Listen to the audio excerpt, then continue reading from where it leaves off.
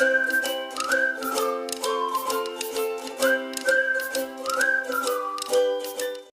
students and welcome to set 6 of CG board class 10 science model question papers.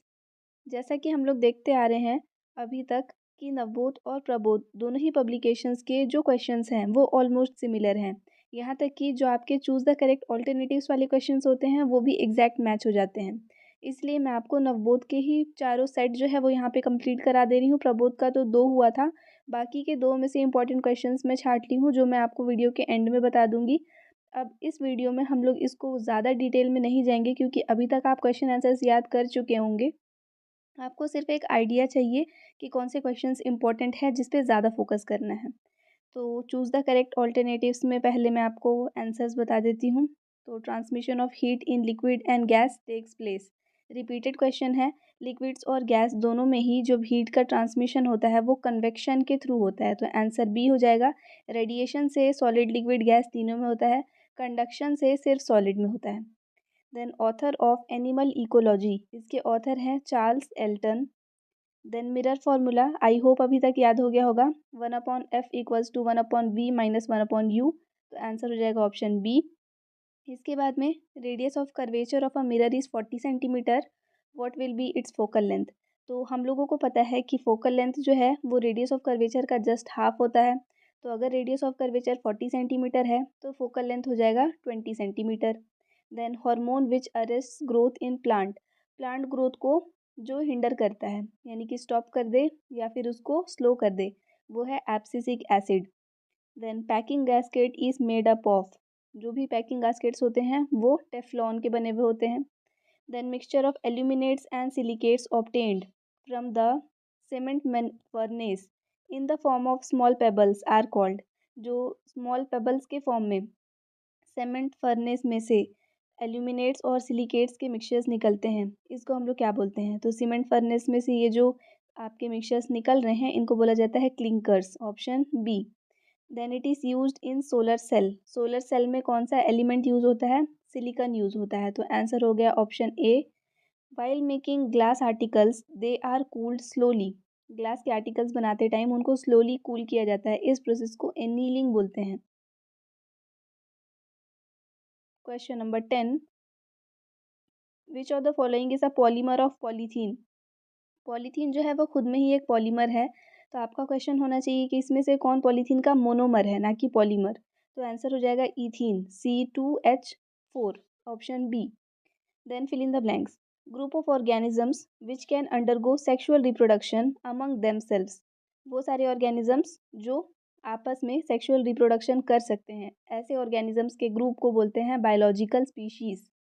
Then यहाँ पे दिया है sodium hydrogen carbonate या फिर सोडियम बाइकार्बोनेट, इसमें क्या ऐड करेंगे, तो सॉल्ट बनेगा NaCl और वाटर मॉलिक्यूल रिलीज होगा और कार्बन डाइऑक्साइड रिलीज होगा। अगर आपको दिखे तो यहाँ NaH, C और O है, तो प्रोडक्ट में आपके पास में क्या क्या चीज़ें हैं, Na है, H है, O है और C है। एक्स्ट्रा में क्या है आपके पास, Cl है। तो हम लोगों को इतना समझ में आएगा कि यहाँ Cl यूज़ करना है। अब Cl के साथ में हम लोग हाइड्रोजन ले लेंगे HCl, ये इसका आंसर है। Then dash are called producers, producers किसको बोलते हैं, ग्रीन प्लांट्स को, तो यहाँ ग्रीन प्लांट्स लिखेंगे। Then dash is a gaseous plant hormone, plant hormone जो गैसियस फॉर्म में रहता है वो है cytokinin. Then second law of refraction, इसको और क्या बोलते हैं, Snell's law. Then what are producers, producers किसको बोलते हैं, ये हम लोग देख चुके हैं कि प्लांट जो है वो अपना फूड खुद से बनाते हैं फोटोसिंथेसिस के हेल्प से, जैसे सनलाइट का यूज़ करके क्लोरोफिल के प्रेजेंस में। तो ऐसे लिविंग थिंग्स जो अपना फूड खुद से प्रिपेयर करते हैं इनको प्रोड्यूसर्स बोलते हैं। Then what are the functions of hind brain, hind brain का फंक्शन क्या है ये बताना है। तो हिंड ब्रेन या हाइंड ब्रेन, इसको ही सेरिबुलम भी बोलते हैं। ये रियरर पार्ट होता है आपके ब्रेन का, मतलब कि पीछे वाला हिस्सा जो कि स्पाइनल कॉर्ड से कनेक्टेड होता है, और ये जो पार्ट है इसको मेड्यूला ऑब्लेंगेटा भी बोलते हैं।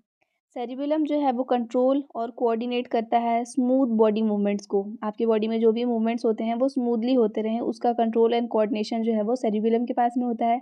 इसके अलावा मेड्यूला ऑब्लेंगेटा यानी कि यही सेरिबेलम, यही आपका हाइंड ब्रेन, ये कंट्रोल करता है हार्ट बीट को, ब्रीदिंग रेट को, ब्लड प्रेशर को और साथ ही में रिफ्लेक्स और इनवॉलेंट्री एक्शंस को। तो ये सारे इसके फंक्शंस हैं, तो ये इंपॉर्टेंट हो जाता है। यूजेस ऑफ टेफ्लॉन आपको बताने हैं, तो पहला तो वही लिख सकते हो पैकिंग गास्केट्स बनाने में, जो अभी यहाँ पे देखे थे।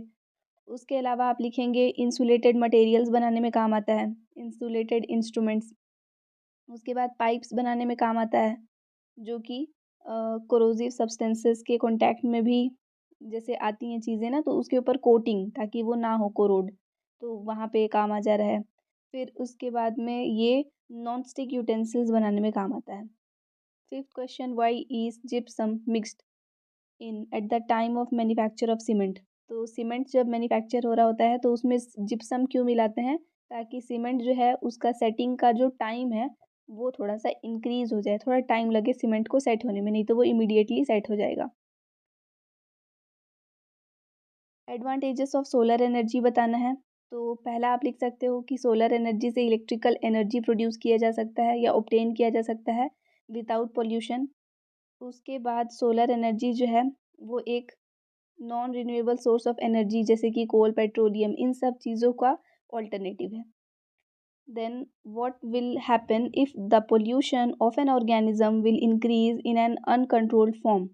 अगर कोई भी ऑर्गेनिज्म जो पोल्यूशन क्रिएट कर रहा है वो अनकंट्रोल्ड फॉर्म में इंक्रीज होता रहे, तो उससे क्या होगा, आपको इसके फेवर में या फिर जैसे भी इसके अगेंस्ट में आपको आंसर करना है। तो फूड रिजर्व्स जो होते हैं of the organism will decrease, जो ऑर्गेनिज्म है उसका फूड रिजर्व डिक्रीज हो जाएगा। Situation of natural habitat will arise in front of those organisms. There will be competition of fight between those organisms by which some organisms will die. तो ऐसे organisms के बीच में क्या होगा कि सर्वाइवल के लिए एक फाइट होगा, जिसकी वजह से उनका आपस में फाइट होने से कुछ ऑर्गेनिजम्स का डेथ भी हो सकता है, और कुछ ऑर्गेनिजम्स जो हैं वो रह जाएंगे, उन्हीं के ही नंबर में इंक्रीज आते जाएगा और वो कंट्रोल कर लेंगे उस पर्टिकुलर हैबिटेट को।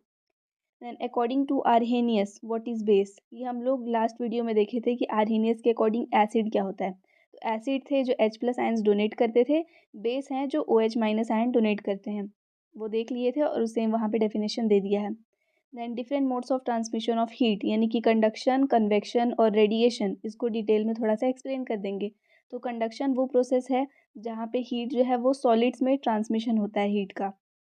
कन्वेक्शन में हीट का ट्रांसमिशन लिक्विड्स और गैसेस में होता है, और रेडिएशन में हीट का ट्रांसमिशन एक स्ट्रेट लाइन में होगा। किसी भी मीडियम का रिक्वायरमेंट वैसे तो नहीं है इसको, लेकिन फिर भी अगर हम लोग देखेंगे तो रेडिएशन जो है वो सॉलिड, लिक्विड, गैसेस तीनों में भी हो सकता है। और यहाँ पे ना जैसे हम लोग जो डिफरेंस पढ़े थे कंडक्शन, कन्वेक्शन और रेडिएशन का, उसी को ही कंबाइन करके आप लिख सकते हो। फिर दिया है 3 difference between metals and non metals with respect to chemical properties. तो केमिकल प्रॉपर्टीज़ के रिस्पेक्ट में अगर दिया है तो मेटल्स का पहला रिएक्शन बता सकते हो डाइल्यूट एसिड्स के साथ, हाइड्रोजन गैस लिबरेट करता है। वहीं पे जो नॉन मेटल्स हैं वो नहीं करेगा। मेटल्स जो हैं वो ऑक्साइड्स के साथ में रिएक्ट करके ऑक्सीजन के साथ रिएक्ट करके ऑक्साइड्स बनाते हैं, जो कि बेसिक नेचर के होते हैं। वहीं पे जब नॉन मेटल्स रिएक्ट करेंगे ऑक्सीजन के साथ, तो वो जो ऑक्साइड्स बनाएंगे वो एसिडिक नेचर के होते हैं। इसका एग्जांपल भी दे सकते हो, जैसे मेटल का ऑक्साइड सोडियम, सोडियम का अगर हम लोग ऑक्साइड बनाएंगे Na2O, तो ये बेसिक नेचर का होता है। या फिर जैसे कैल्शियम का, तो CaO, ये बेसिक नेचर का होता है। लेकिन जब हम लोग नॉन मेटल्स के बनाएंगे जैसे कि CO2, तो ये आपका एसिडिक नेचर का होता है। फिर मेटल्स जो हैं वो हैलोजन के साथ रिएक्ट करके हैलाइड्स फॉर्म करते हैं, जो आयनिक नेचर के होंगे। वहीं पे नॉन मेटल्स जब हैलोजन के साथ रिएक्ट करेंगे तो ये भी हैलाइड्स बनाएंगे, लेकिन वो कोवेलेंट नेचर के होते हैं। देन आते हैं difference between plane mirror and convex mirror. Plane mirror जो है उसमें इमेज सेम साइज़ का बनता है, जिस साइज़ का ऑब्जेक्ट है उसी साइज़ का इमेज बनेगा। लेकिन कॉन्वेक्स मिरर में जो इमेज बनता है वो थोड़ा छोटा हो जाता है। प्लेन मिरर में इमेज जो है वो इन्वर्टेड बनता है, और कॉन्वेक्स मिरर में वो इन्वर्टेड नहीं होता है, मतलब लिटरली इन्वर्ट नहीं होता है। प्लेन मिरर में जो आप चीज़ें हैं, जैसे इसका यूज़ लिख सकते हो कि कहाँ पे यूज़ हो रहा है, तो प्लेन मिरर जो है वो फेस देखने के लिए यूज़ होता है, और वहीं पे कॉन्वेक्स मिरर जो है वो व्हीकल्स के साइड व्यू में काम आता है। नेक्स्ट 12th क्वेश्चन में 4 advantages of Mendeleev's periodic table, ये हम लोग देख चुके हैं। Then atomic mass of 4 elements are 5, 7, 9 and 10। Atomic mass दिया हुआ है, एटॉमिक नंबर कुछ एलिमेंट्स का। अब इसके अकॉर्डिंग आपको क्वेश्चन का आंसर देना है। इस टाइप के क्वेश्चंस हम लोग देख रहे हैं, मतलब आपका जो रीजनिंग टाइप का क्वेश्चन है बोल सकते हो, या फिर आप अपने नॉलेज से कितना इस चीज़ों को बना पाते हैं वैसा दिया है। तो विच एलिमेंट इज ऑफ ग्रुप 18 ये आपको बताना है। तो जैसे आपको एटॉमिक नंबर क्या क्या दिया था, 5 दिया था। अगर 5 दिया है तो हम लोग इलेक्ट्रॉनिक कन्फिग्रेशन लिखेंगे 2 3। अगर बाहर में 3 है मतलब ये ग्रुप 13 को बिलोंग करेगा, हम लोग +10 करेंगे। देन इसके बाद में फिर एक आपका दिया हुआ था 7।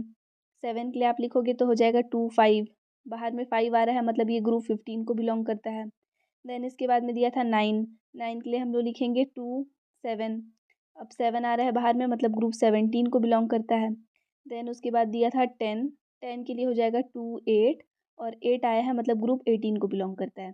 तो यहाँ पे पूछा है ग्रुप 18 को कौन सा एलिमेंट बिलोंग करता है, तो वो एलिमेंट जिसका एटॉमिक नंबर 10 है। अगर आपको पता है कि 10 एटॉमिक नंबर नियॉन का होता है तो मेंशन कर सकते हैं, नहीं पता है कोई दिक्कत नहीं है, क्योंकि क्वेश्चन में ना तो आपको ऐसा बोला है कि उस एलिमेंट को आइडेंटिफाई करो और ना ही दिया है। Then which element is of group 15।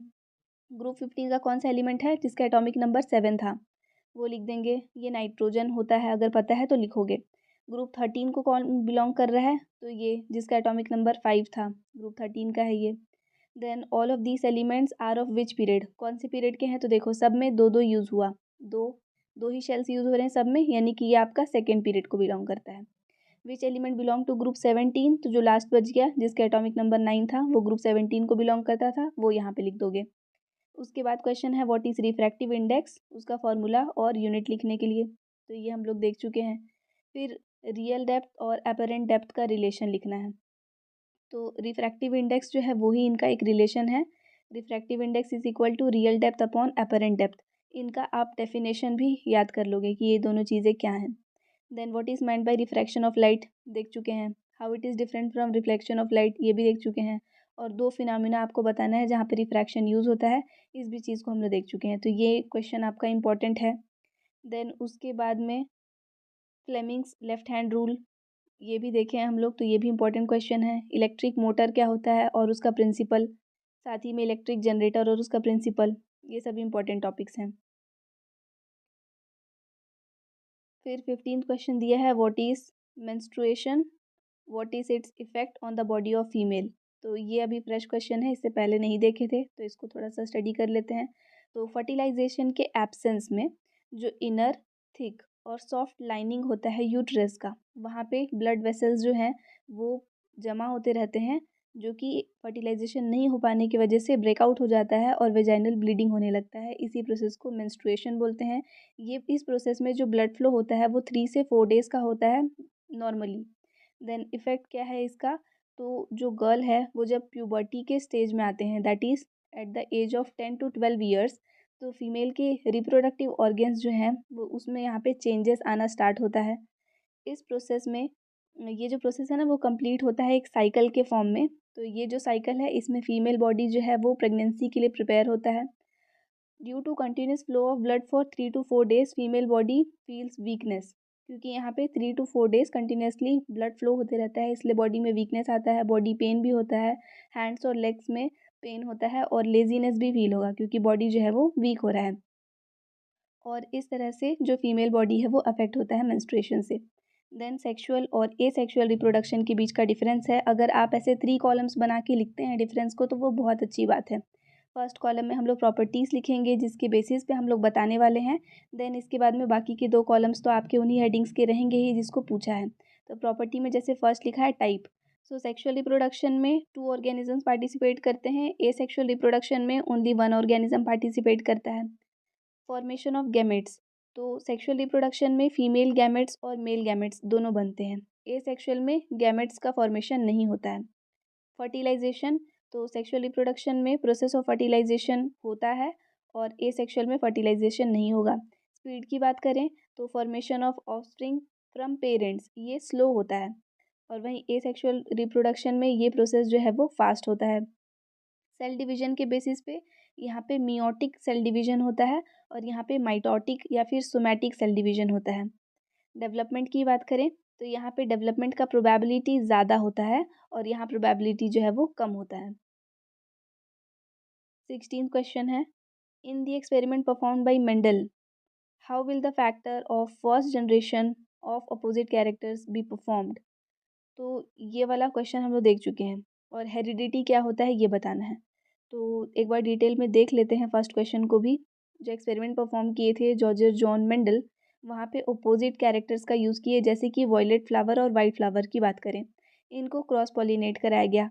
तो सारे ही फ्लावर्स जो बने फर्स्ट जनरेशन में वो सब वॉयलेट कलर के थे, क्योंकि दो अपोजिट कैरेक्टर्स जब आपस में फर्टिलाइज होते हैं, आपस में जब वो इनका हम लोग हाइब्रिडाइजेशन कराते हैं, तब उस केस में क्या होता है कि जो डोमिनेटिंग कैरेक्टर है वो दिखता है और जो रेसेसिव है वो यहाँ पे नहीं दिखेगा। तो जो वॉयलेट कलर है वो डोमिनेटिंग था तो वो दिखा फर्स्ट जनरेशन में, और जो रेसेसिव कलर था जो कि वाइट था वो नहीं दिखा। ये F1 जनरेशन का पूछा था तो हम लोग F1 जनरेशन तक बताए हैं। अगर आपको F2 जनरेशन का भी पूछेगा तो फिर आगे भी बताएंगे कि F2 जनरेशन में क्या हो जाता है यहीं पे चेंजेस की, जो आपके रेसेसिव कैरेक्टर्स हैं वो भी आगे चल के अपीयर होते हैं। हेरिडिटी क्या होता है अब, तो transfer of character from generation to generation is called heredity. Then which right the chromosome found in males and females. ये हम लोग देखे हैं कि मेल्स में XY और फीमेल्स में XX क्रोमोजोम होते हैं। फिर बताना है वेरिएशन क्या है, ये कितने टाइप का होता है, और विद एग्जांपल। तो जो वेरिएशन है उसको क्या बोलते हैं कि ऑफस्प्रिंग्स जो होते हैं पेरेंट्स के, अगर वो सेम स्पीशीज़ के हैं तो उनको आपस में सिमिलैरिटी देखने मिलता है, मतलब पेरेंट्स जैसे ही उनके ऑफस्प्रिंग्स बनते हैं। इसी को ही हम लोग बोलते हैं कि पेरेंट्स से ऑफस्प्रिंग में जो कैरेक्टर्स हैं वो आ रहे हैं, जैसे हेरिडिटी वाला जो प्रोसेस है वो। लेकिन हम लोग देखे हैं कि कुछ कुछ स्पीशीज़ में सिमिलैरिटी भी रहता है और किसी किसी में डिफरेंसेस भी देखने के लिए मिलते हैं। इन्हीं डिफरेंसेस को वेरिएशन बोला जाता है। ये जो वेरिएशन है वो दो टाइप का होता है, इनहेरिटेड और एक्वायर्ड। इनहेरिटेड वेरिएशंस वो सारे हैं, वो कैरेक्टर्स जो एक जनरेशन से दूसरी जनरेशन में पास हो गए, जैसे कि हेयर का कलर, ये पेरेंट्स से आ जाता है चिल्ड्रन में। लेकिन एक्वायर्ड वेरिएशंस में वो सारे कैरेक्टर्स हैं जो एक जनरेशन से दूसरे में ट्रांसफ़र नहीं हुए, जैसे कि ओबेसिटी मतलब कि मोटापा, या फिर कोई भी मार्क जो बॉडी में है वो। नेक्स्ट दिया है, what do you mean by parallel combination of conductors और calculate total resistance in this combination. तो पैरेलल और सीरीज कॉम्बिनेशन हम लोग डिटेल में देख चुके हैं, वही यहाँ पे पूछा है। उसके बाद में ओम्स लॉ उसको बताना है, तो ओम्स लॉ और उसका ग्राफ ये पूरा हम लोग देख चुके हैं। तो इलेक्ट्रिक सर्किट, ओम्स लॉ और उसके दो precautions. Then what is called villi, villi क्या होता है, और डिफाइन करना है फोटोसिंथेसिस को, साथ ही में केमिकल इक्वेशन लिखना है इस प्रोसेस का। तो विलाई क्या होते हैं, तो जो हमारा स्मॉल इंटेस्टाइन होता है ह्यूमन बॉडी का, वो हाईली कॉइल्ड स्ट्रक्चर है। उसका जो इनर सरफेस होता है उसमें बहुत सारे पतले पतले फिंगर जैसे प्रोजेक्शंस बने हुए होते हैं, इन्हीं को ही विलाई बोलते हैं, जो कि इंक्रीज करते हैं इसके सरफेस एरिया को। अब इसके वजह से ही ज़्यादा क्वांटिटी में जो डाइजेस्टेड फूड है वो एब्जॉर्ब हो पाता है स्मॉल इंटेस्टाइन के वॉल्स में। अब फोटोसिंथेसिस क्या है, तो ये वो प्रोसेस है जहाँ पे प्लांट्स अपना खुद का फूड जो है वो प्रिपेयर करते हैं, जिसमें कि रॉ मटेरियल जो है वो कार्बन डाइऑक्साइड और वाटर होता है, और ये रिएक्शन जो है वो क्लोरोफिल और सनलाइट के प्रेजेंस में होता है, और जो प्रोडक्ट बनेगा वो ग्लूकोज, वाटर और फिर से कार्बन डाइऑक्साइड है, ऑक्सीजन है, ग्लूकोज, वाटर और ऑक्सीजन है।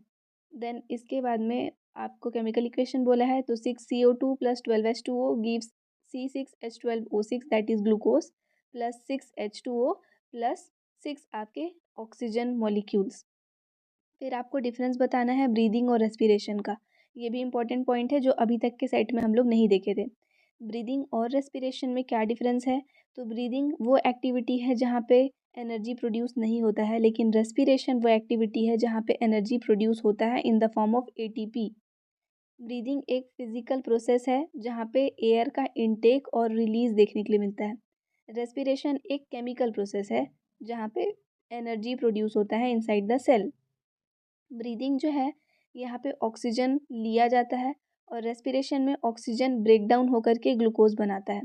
ब्रीदिंग जो है वहाँ पे लंग्स और दूसरे ऑर्गेनिजम्स जो होते हैं वो इसमें इन्वॉल्व रहते हैं, और वहीं पे रेस्पिरेशन जो है ये एंजाइम्स के प्रेजेंस में होता है, मतलब कि ये एंजाइम सेल्स के अंदर होगा in the presence of enzyme, और ये लंग्स के अंदर होगा। तो आप वो पोजीशन लिख सकते हैं कि कहाँ पे हो रहा है। फिर उसके बाद में ब्रीदिंग में ऑक्सीजन जो है वो ब्लड के लिए अवेलेबल रहता है, और रेस्पिरेशन में जैसे जब ब्रीदिंग होता है तो उससे आपको आपके ब्लड में ऑक्सीजन मिलता है, और रेस्पिरेशन में क्या होता है कि ऑक्सीजन जो है वो यहाँ पे एनर्जी प्रोडक्शन में काम आता है। इसके बाद में फिर दिया है यहाँ पे 19th question, difference between calcination and roasting. First question है तो पहले इसको देख लेते हैं। कैल्सिनेशन जो है वो सल्फाइड ओर्स का किया जाता है, सॉरी रोस्टिंग जो है वो सल्फाइड ओर्स का किया जाता है। कैल्सिनेशन कार्बन के या कार्बोनेट ओर्स के लिए किया जाता है। देन रोस्टिंग जो है वो ऑक्सीजन के प्रेजेंस में होता है और कैल्सिनेशन ऑक्सीजन के एब्सेंस में होता है। रोस्टिंग में जो ओर्स हैं वो पार्शियली या फिर कम्प्लीटली ऑक्सीडाइज हो जाते हैं। कैल्सिनेशन में ओर्स ऑक्सीडाइज नहीं होते हैं क्योंकि एयर के एब्सेंस में हो रहा है। Then explain zone refining process of purification of metals. तो हम लोग मेटल के प्योरीफिकेशन के पूरे तीनों जोन्स को ऑलरेडी स्टडी किए हैं, तो यहाँ पे आपको इस प्रोसेस को फिर डिटेल में मैं यहाँ एक्सप्लेन नहीं करूँगी। नेक्स्ट दिया है explain electrolytic refining method of refining of metals. Metals की रिफाइनिंग के लिए इलेक्ट्रोलिटिक रिफाइनिंग मेथड ये नहीं देखे थे, तो पहले इसको देख लेते हैं, और गैल्वेनाइजेशन क्या है ये भी देखेंगे। तो पहले देखते हैं इलेक्ट्रिक रिफाइनिंग को। इलेक्ट्रिक रिफाइनिंग क्या होता है, तो इलेक्ट्रोलिटिक रिफाइनिंग जो है वो टैंक्स में किया जाता है। टैंक्स को अप्रोप्रिएट सॉल्ट सॉल्यूशन या फिर कॉम्प्लेक्स सॉल्ट जो मेटल्स के हैं उससे फिल किया जाता है। जिस मेटल का हम लोगों को रिफाइनिंग करना है ना, उसी के ही सॉल्ट्स या फिर उसके कॉम्प्लेक्स सॉल्ट्स, उससे हम लोग टैंक को भर देते हैं। कैथोड जो है वो क्या होता है, फाइन प्लेट होता है प्योर मेटल का, और एनोड जो है वो थिक रॉड होता है इम्प्योर मेटल का। तो यही इम्प्योर मेटल जो है, इसका थिक रॉड जो है वो बाद में ब्रेक हो करके प्योर मेटल में जाके वो स्टिक होगा। जब स्ट्रॉन्ग करंट पास किया जाता है प्रॉपर वोल्टेज के साथ और हाई एम्पियर के साथ, तो प्योर मेटल जो होता है वो यहाँ पे फ्रॉम एनोड, मतलब एनोड से निकल के वो डिज़ोल्व होने लगता है सॉल्यूशन में, और वो कलेक्ट होता जाता है कैथोड पे। इस मेथड में जो इम्प्योरिटीज़ हैं वो कहाँ पे कलेक्ट होंगे, तो वो एनोड के पास में, क्योंकि कैथोड में आपका प्योर मेटल जो है वो कलेक्ट हो रहा है, तो एनोड में जो इम्प्योरिटीज़ है वो कलेक्ट होंगे और ये एनोड मट फॉर्म कर लेते हैं। यहाँ पे फिर इसका पूरा डायग्राम भी दे दिया है। नेक्स्ट गैल्वेनाइजेशन क्या है, तो जो ज़्यादा रिएक्टिव मेटल्स होते हैं ना, उसको कोरोड होने से प्रोटेक्ट करने के लिए उसके ऊपर दूसरे मेटल्स का एक लेयर लगाया जाता है। नॉर्मली ये जो लेयर है वो जिंक का होता है, इसी प्रोसेस को गैल्वेनाइजेशन बोलते हैं। और जो रिएक्टिव मेटल है वो यहाँ पे नॉर्मली आयरन रहता है। अब इसके अलावा अब हम लोग देख लेते हैं कि और कौन से इंपॉर्टेंट टॉपिक्स हैं जो अभी तक के ये 6 सेट पढ़ने के बाद भी आपके बच जा रहे हैं। एक तो है न्यूक्लियर फिजन और न्यूक्लियर फ्यूजन के बीच का डिफरेंस पढ़ सकते हो, या फिर ऐसा बोलो कि इसका डेफिनेशन और एग्जाम्पल आपको अच्छे से पढ़ लेना है। देन इथाइल अल्कोहल से इथेन कैसे बनाया जाता है, ये जो डीहाइड्रोजिनेशन का प्रोसेस है इसको आपको पढ़ना है इक्वेशन के साथ। सेम वैसे ही एस्टरिफिकेशन और उसका इक्वेशन पढ़ना है। Then real and virtual image के बीच का डिफरेंस पढ़ना है। इंटरनल और एक्सटर्नल फर्टिलाइजेशन के बीच का डिफरेंस पढ़ना है। ब्लड और लिम्फ के बीच का डिफरेंस पढ़ना है। इसके अलावा आपको ब्लड और उसके कंपोनेंट्स को स्टडी करना है, और स्लैग और फ्लक्स को थोड़ा सा डिटेल में पढ़ लेना। इतने टॉपिक्स और एक्स्ट्रा हैं जो कि प्रबोध पब्लिकेशन के बाकी दोनों सेट्स में मुझे मिले थे। आई होप आपके लिए वीडियो यूज़फुल रहा। All the best for your examinations. Thanks for watching.